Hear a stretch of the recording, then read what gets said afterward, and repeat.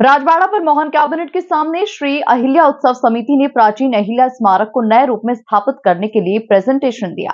देश के जाने माने उद्योगपति और समिति के संरक्षक विनोद अग्रवाल ने एमपी न्यूज से खास चर्चा के दौरान बताया कि पुराने आरटीओ रामपुर कोठी को नए सिरे से तैयार किया जाएगा।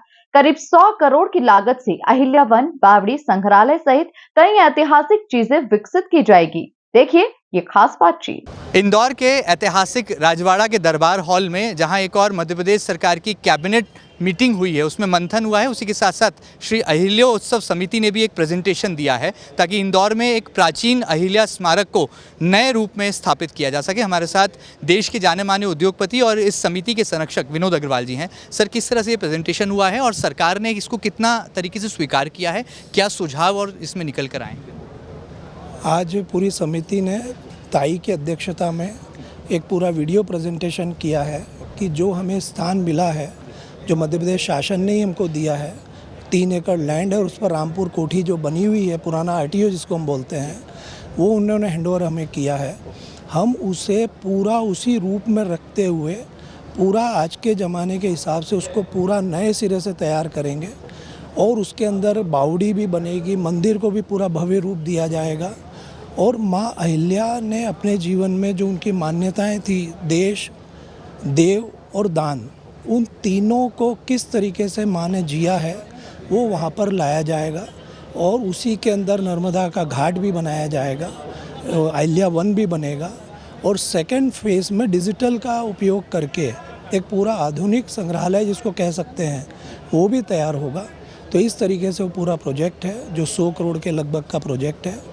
फर्स्ट फेज़ में करीब 40 करोड़ रुपए खर्च होना है और ऐसी सुमित्रा ताई की सोच है कि पूरा शहर उसमें जुड़े और पूरा शहर मिलके उसको बनाए।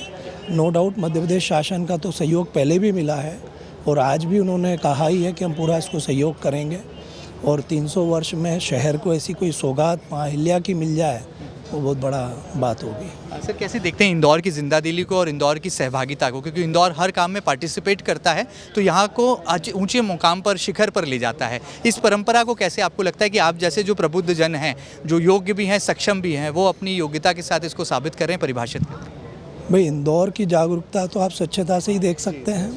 आज स्वच्छता में जितना शासन का रोल है उतना ही इंदौर की जनता का भी रोल है।